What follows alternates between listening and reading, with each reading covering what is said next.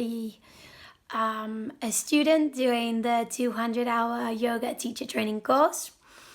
Today I am going to talk to you about my passion project.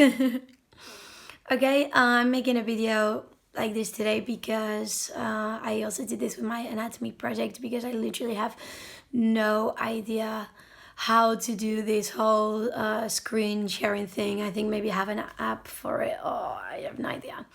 So I will make a video of myself talking and of the computer screen so you can see it as well today.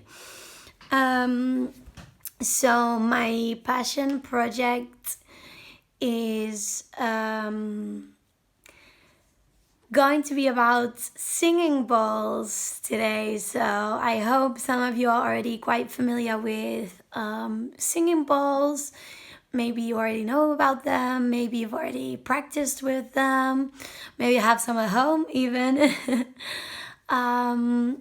So I chose this for my passion project because it was around 2 years ago.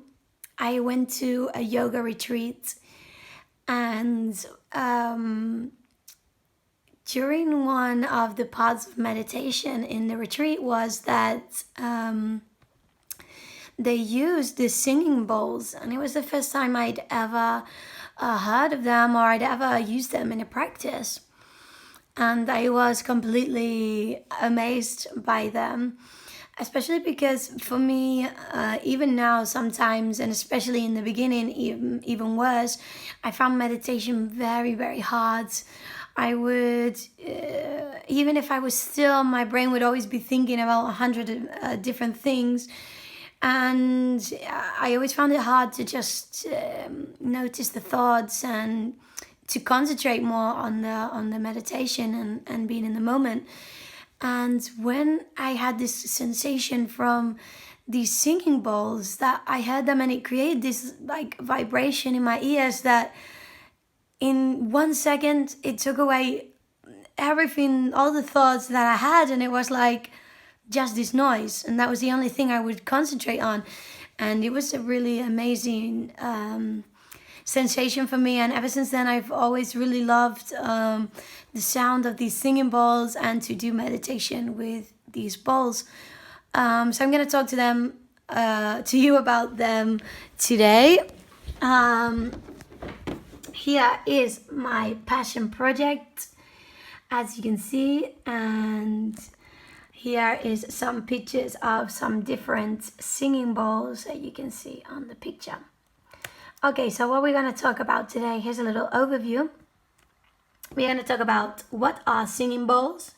If you already don't know what they are, we're going to talk about what they are, where they come from, the different types of singing bowls, how to play one, their relation to yoga, the benefits that they have, and in the end, we're going to do a short meditation practice together.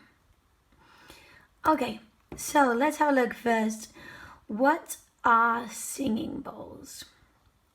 So first of all, to mention that singing bowls have a lot of different names. Okay, so maybe you know what they are, but you know them by a different name.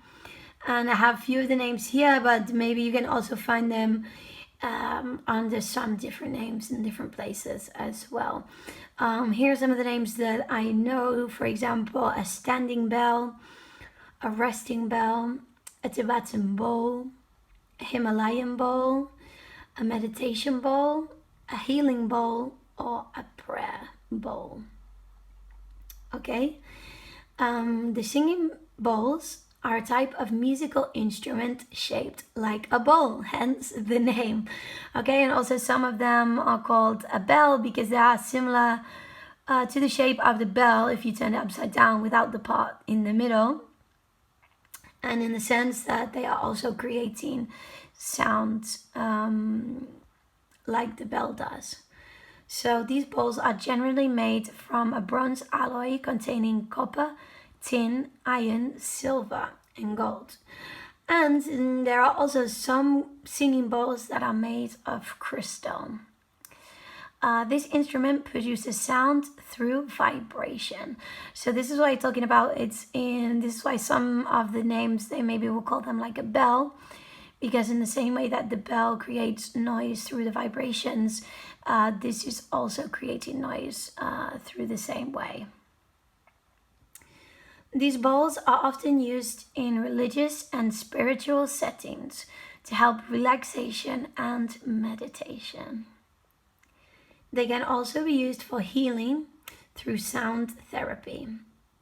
The sounds that they create are believed to be a kind of medicine that fixes the broken frequencies of the mind and body. I was also doing a lot of research for my passion project, a little bit deeper into these singing bowls, and I also found that there are a lot of studies that they have been doing with these bowls with people that fibromyalgia. I'm not sure if I pronounced this correctly. People that have chronic pains and these types of different diseases. There's actually been a lot of studies in this year that have proven that the singing bowls can actually ease the pain and relieve the pain from these different diseases, and that they help to fix the broken frequencies in the nervous system that make us think that we have pains and aches in some places, and it aligns all of the nervous system together, and it fixes these things that are broken, and actually heals the body from the inside just from the sound of these bowls, which is really something amazing, I think. Okay, we're gonna move on. Where do singing bowls come from? Now, I was researching a few different pages to find the origin of the singing bowls. And actually it came to light that the singing bowls have quite a mysterious past, and not much is known about their origins. I found that the first singing bowls were said to be made over 5,000 years ago. So they've been around for quite a long time.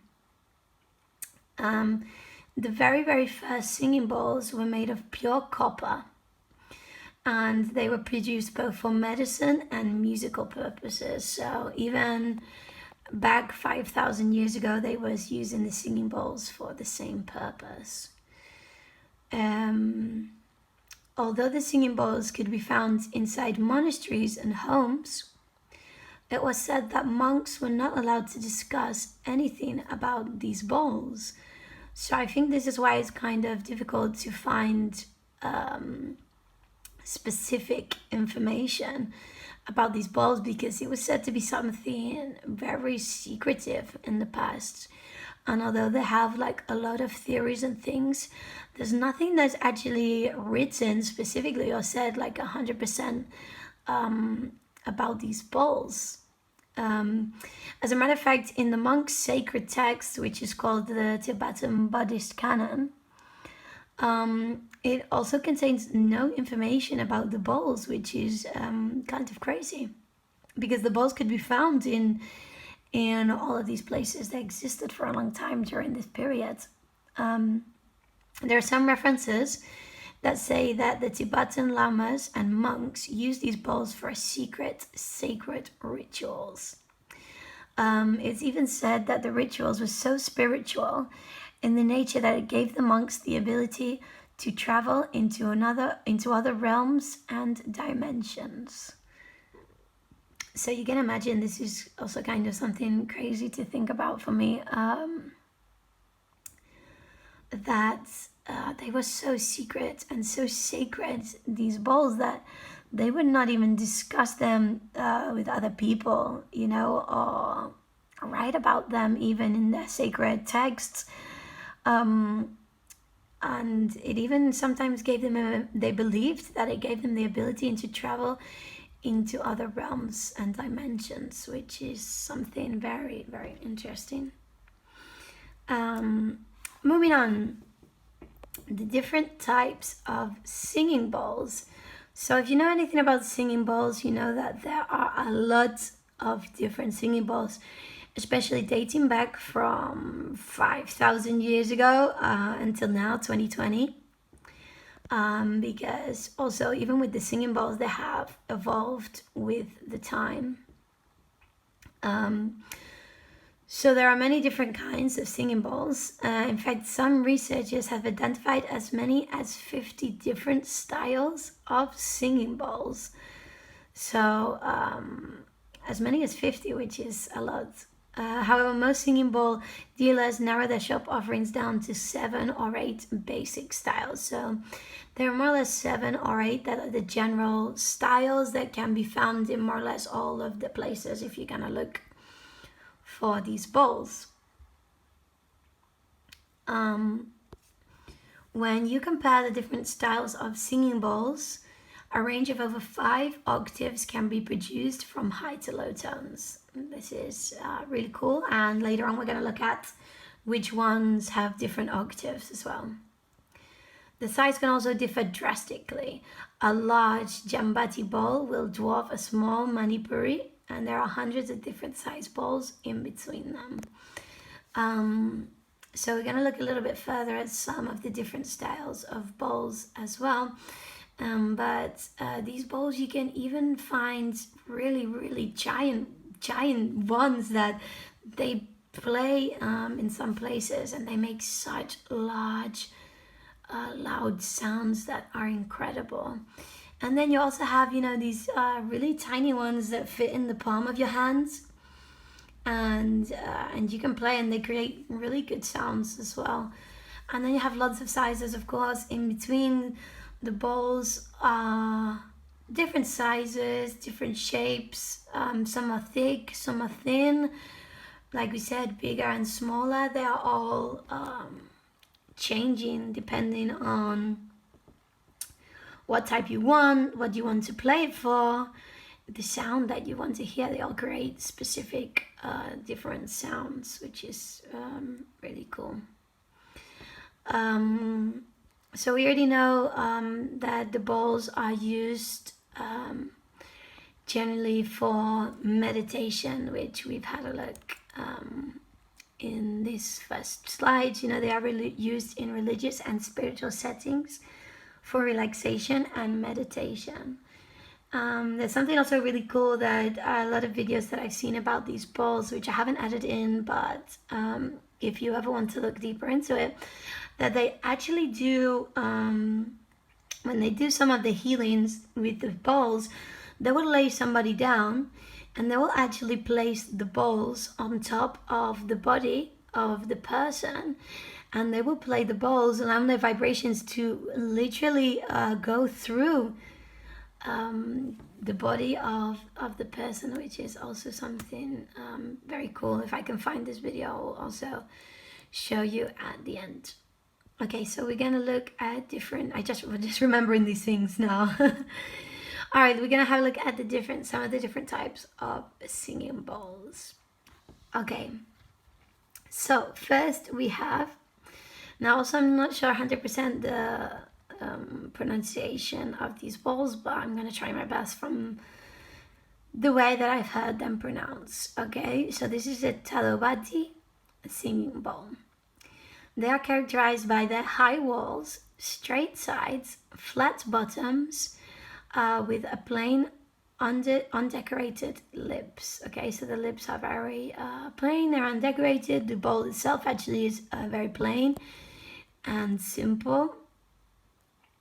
Then we have the Jambati. The Jambati bowls have curved walls. Okay, so you can see already the difference between this one here and this. It is a lot more curved, and this has a lot more straight walls. It also has a flat bottom and the lips that face inwards. Their appearance is also notable due to their appealing hammer marks, as you can see here. These are very typical bowls that would have been created a long time ago. You can see by the design and the style of these bowls. They directly look like something taken from ancient times. The Jambati bowls can play up to 4 different octaves, which is very interesting because some of the bowls only play 1 or 2 of the octaves, but this can play up to 4 different octaves. And it's generally played in the 2nd or the 3rd. Alright, let's have a look at some others. Okay, we have the Naga singing bowl. This is directly, you can see this is a completely different shape now towards the others that we've seen. They are also called Naga pedestal bowls because they have a little pedestal at the bottom of them. Its name is due to its chic-like appearance. They are responsive bowls, but unfortunately their sounds can be sometimes distorted by the pedestal base. They are small to medium-sized bowls and considered to be very unique and rare.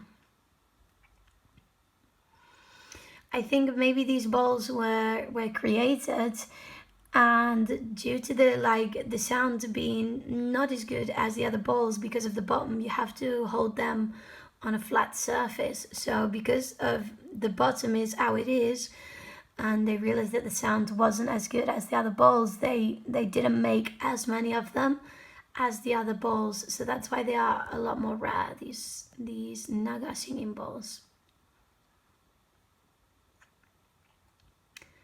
Then we have the Mani bowls. They are short and stout with an inward facing lip and a flat bottom. They're a lot shorter and a lot thicker than the other bowls, as you can see. They play a range of 3 octaves and are considered the most easiest to play. However, some can be rather temperamental. Because these bowls have such a thick rim and they are very short, I think this is the reason why they are the easiest ones to play. Now, then we have the Otsabati. This is very similar. If you're actually even just looking at the picture, it appears very similar to the Jambati bowls. They are large and heavy bowls. These Olbati, they produce the lowest 2 octaves and can be very easy to play with practice. Generally, all the bowls, if you're going to practice playing them, they can all become easy to play. Practice makes perfect in the end. And with practice, they can all become quite easy to play. And the Olbati bowls are even capable of producing fountains, as well as the sound that we favored in the Buddhist practice. So also the we have looked at as one of the mantras as well in the yoga practice, and it's really amazing that these bowls can create this sound. So this would be something very cool to use in your yoga classes or your meditation classes, to do this sound with the bowl. Moving on, we have 3 more different styles here. We have the Manipuri singing bowl, which can be small or medium size. They have different sizes of this bowl. They are very, very shallow, and they have splayed rims. They produce a range of primary tones and considered to be very affordable bowls.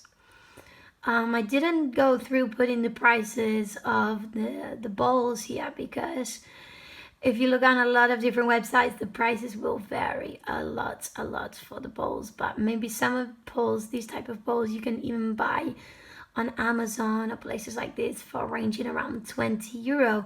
But maybe more expensive bowls will go up to 100, 200s of euros for these bowls, especially if they are antique ones or rare bowls. They can cost a lot of money.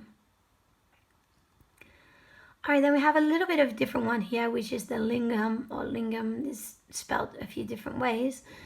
These are very shallow, like the Manipuri bowls, but they are different due to the precision of the center of the bowl. As you can see in this picture, it has like from underneath a little dent here, and in the middle of the bowl it has like a rise that comes up. The peak of the inside of the bowl creates a flat bottom with a navel-like indentation. because of the shape, it gives them a very unique sound. But because of the shape, it also can make them a lot more difficult to play than some of the other bowls. And the last one we have here is a Ramuna singing bowl. They are studded with smooth, thin walls. Okay, they're quite similar to the first bowl that we looked at, but this is just a little bit thinner. So as you can see, we have a lot here of different types of singing bowls that create different sounds. It can be amazing if you put these bowls. You take some of these bowls and you put them all together and you play them simultaneously. It's a very, very amazing sensation and sound that you can create. Okay, the last one we're gonna look at is crystal. So we have also crystal bowls that we spoke about a little bit in the beginning. Now the crystal bowls were popularized in the late 1980s and the early 1990s. So these are fairly modern. They are very modern, these type of bowls. The quartz crystal singing bowls can be frosted, clear, mineral, fusion, or handle bowls. The crystal bowls also come in a variety of sizes and can produce varied tones of playing the third, fourth, and fifth octaves. Frosted bowls generally produce the loudest sounds. Clear bowls are not as loud, but they give off clear tones. That's why they are the clear bowls. And handle bowls are louder and easier to play. The crystal singing bowls are often used for chakra meditation, and there are even bowls of different shapes and colors and sizes that are specifically designed for chakra healing and alignment. As you can see in two of the pictures here, we have the colors of the chakras, and this one on the right side, this picture, even has the symbol of the chakras. So when we go into some of the themes in yoga, especially talking about the chakras, we do this a lot with the yoga classes. We can specify our yoga class to one of the yoga chakras, or we can even make a workshop specifically based on the different chakras and the alignment of the chakras, where they are. And it's amazing that we can use these bowls. They are specifically designed for the healing and the alignment of the chakras. Okay, so this would be very good and useful that you could use in one workshop or in the classes if you're gonna do maybe a series of classes based on the chakras. And for every class you could do the heart chakra, and you can take the heart chakra singing bowl and you can do this as part of the meditation. And maybe at the end of the class, you can, when you finished going through all the chakras, you could recap the alignment where the chakras are. You can recap what they are for, and then you could take all of these bowls together with the different colors or the different symbols or even just the different sounds and play them all together to create that healing of the chakras. And that is something that would be so, I think, very amazing and wonderful to do in some of the yoga classes. So these are our crystal bowls. These are more modernized bowls that we have now. So let's continue. How do you play a singing bowl? Okay, there are a few ways you can play the singing bowls. So one of the methods is striking, like we have originally the gongs. We strike the gong. We can also strike the singing bowls. This is probably the easiest way to play the singing bowl. All you have to do is hold the bowl in the palm of your hand without letting your fingers touch the bowl. The bowl must always be on a flat surface, okay? Generally, the bowls also tend to come with a small circular ring that's made of material that you use, that you can also place the bowls on. because if your fingers are touching the ball and it's not, your hand is not flat, the ball won't create the sound. So it has to be on the palm of your hand, but keeping your fingers extended out, so it's on a very, very flat surface. Or like I said, they also come with these rings that you can place in your hand, so the ball doesn't even have to touch your hand. It can sit in your hand on the ring, and this is a good way to create the best sound. So basically we put the ball in the palm of your hand and the mallet in the other, okay? The mallet generally goes in the hand that you would usually write with. Then you lightly strike the ball with the padded side of the mallet on the ball's mid-exterior wall. Strike once, let the sound vibrations fully disappear, and then you strike again. So this is the striking method. Now, the more difficult method to play the singing ball is called rimming. This is a little bit more difficult, as we talked about, than striking. But it can easily be mastered with practice, okay? It's not something that's impossible to do. Maybe the first 2 or 3 attempts will be more difficult, but then after, generally, with a little bit of practice, it becomes very easy.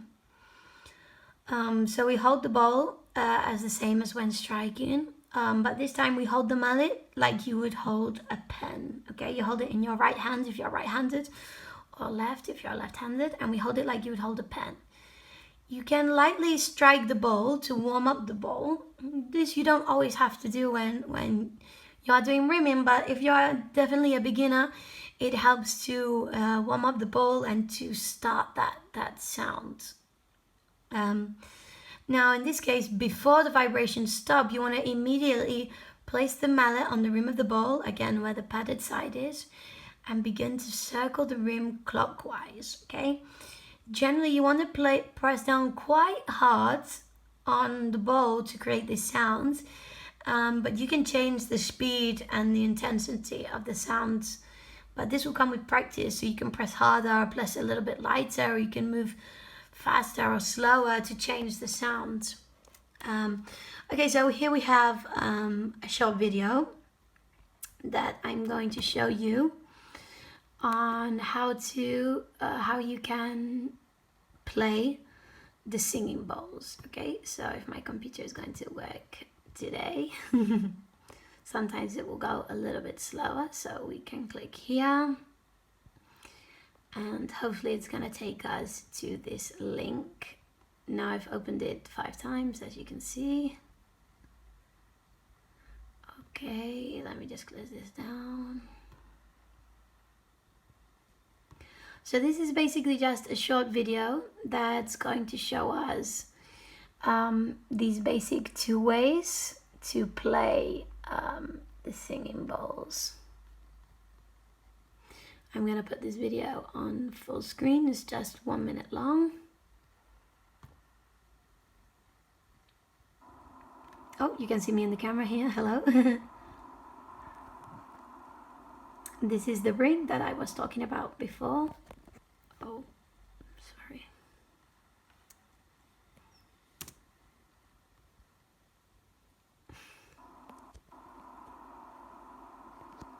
So also you can take this ring and place this ring on your hand as well. As I said, making sure the fingers are flat.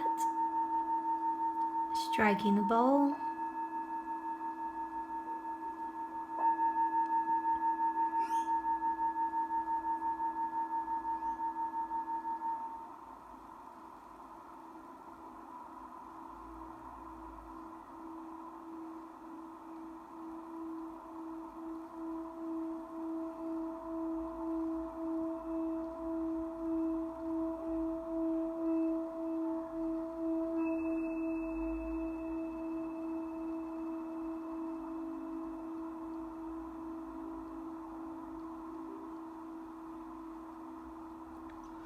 Okay, so this is a nice and easy basic video that shows us how to play the singing bowls.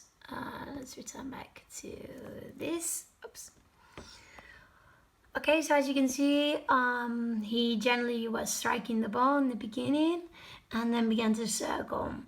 the sound you didn't hear directly, the sound started to grow gradually, and it continued even after he stopped playing the ball. This is really nice. All right, we're gonna continue. Singing bowls and yoga. So I already spoke a little bit before how we could incorporate these singing bowls into some of our yoga classes with chakra healing and things like that. Now, when it comes to Kundalini yoga, the major focus is given to sound healing. Typically, practitioners will use the traditional gong throughout the Kundalini classes. This was customary throughout centuries of this practice. The use of the gong during yoga can be traced back to thousands of years to northern India in the same region, whereas the bowls first emerged in the Himalayas. Yoga guided by singing bowls is becoming more and more of a thing now in the Western studios. It's becoming more and more popular because the singing bowls offer yoga teachers a simpler alternative to a gong. And it helps attain more or less the same level of sound when it's played properly. But of course, some teachers are still hesitant to bring in a sound bowl to the classes. The singing bowl requires more effort than a gong, and not all classes have an extra pair of hands to get ready to play the bowls at suitable moments, okay? But this is why there's been such a rise in the popularity of the recordings of the singing bowls on the internet, because you can find recordings as up to hours of consistent repetitive singing bowl sounds, and they are really wonderful to put in the background for yoga and even during meditation. As they are very well known to transform you into a good state, deep state of meditation. Okay, what are the benefits of the bowls? So as you can imagine, these singing bowls, just like yoga and meditation and all of these things, have amazing benefits. I spoke a little bit before about that it can heal even chronic pains and things like that. Some of the benefits that it has, I'm really sorry that I'm moving my phone all the time. If this is difficult to watch, if not, you can just listen to it. Some of the benefits that it has is that it reduces stress and anxiety. They lower anger and blood pressure. They can promote deep relaxation and pain relief, this we talked about before as well. Also about balancing the chakras, increase mental and emotional clarity. They can promote stillness, happiness, and well-being. They can improve mental health and calm and focus the mind. And there are lots of other benefits as well that can come from the singing bowls, but these are just a few of the amazing benefits that they can give you. Okay, so now here I'm gonna open it while I'm gonna explain to you about this. Here I have a short 5-minute practice for us to try together to listen to the sounds of the singing bowls. Okay, now these singing bowls do also create great sounds even through the videos, which are great to also watch. But I would really recommend that you go to a class, or even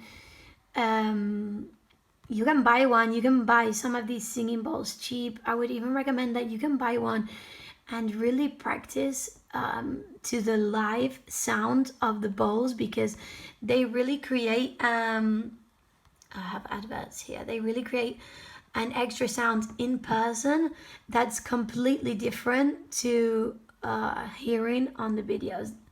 The videos, you can also get a great sound that are good to use in the classes or in meditation. But if you can really get that opportunity to play that sound bowl in the class, it's really something completely different.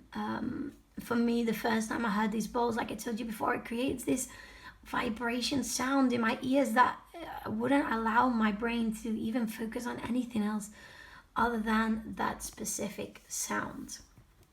So if you're ready, you don't need to look at the screen for this, and unless you're really interested to watch how this guy is playing the bowls. It's also interesting. If you want to go through this, you can watch it, or if you'd like to really go into this meditation, you can find the comfy position. You can close your eyes, and we're gonna listen to the singing bowls together for the next 4 minutes. It's just 4.5 minutes long, this video. Okay, enjoy.